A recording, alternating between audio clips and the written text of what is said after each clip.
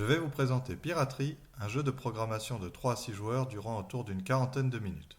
Vous êtes un capitaine d'un bateau pirate et vous allez devoir récupérer le meilleur butin pendant les 7 tours de jeu. Sur le plateau, vous pouvez récupérer 3 types d'éléments différents. Des naufragés qui vous donnent une action supplémentaire par tour, des pouvoirs qui vous donnent des capacités spéciales, et bien sûr et surtout des trésors. Justement, voyons les trésors. Ils sont découpés en 2, 3 ou 4 morceaux et chaque morceau rapporte respectivement 2, 3 ou 4 pièces d'or. En plus, si à la fin du jeu vous ramenez tous les morceaux d'un même trésor, vous gagnez 5 points de bonus. Par exemple, si je n'ai qu'un seul des 3 morceaux du trésor vert, je gagne 3 points.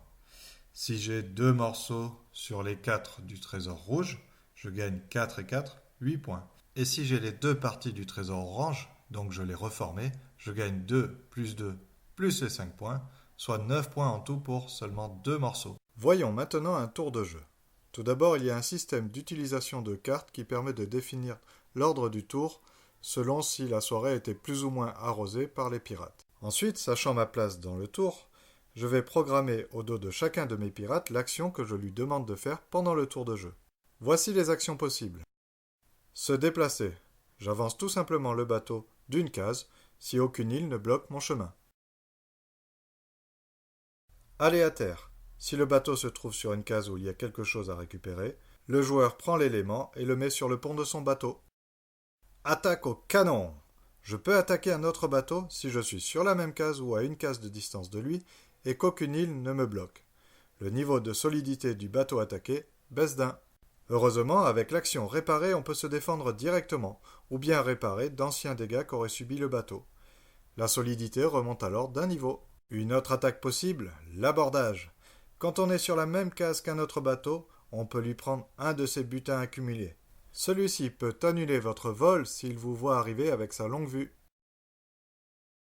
Enfin, la dernière action est l'apéro, qui augmente le moral de l'équipage. En effet, celui-ci diminue à chaque ordre que vous ne pouvez exécuter. Et il peut arriver même qu'il y ait mutinerie, et alors vous perdrez un de vos pirates.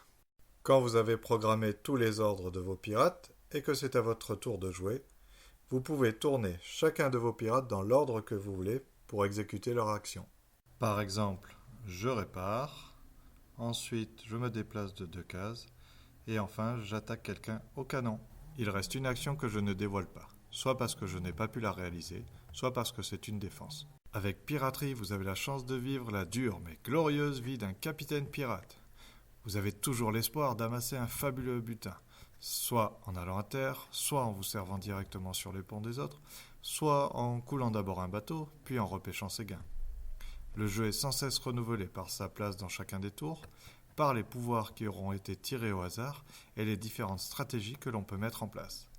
À chaque tour, on est tiraillé entre aller de l'avant, se défendre et gérer l'état de son bateau et le moral de son équipage. Cela ne sera pas de tout repos, croyez-moi.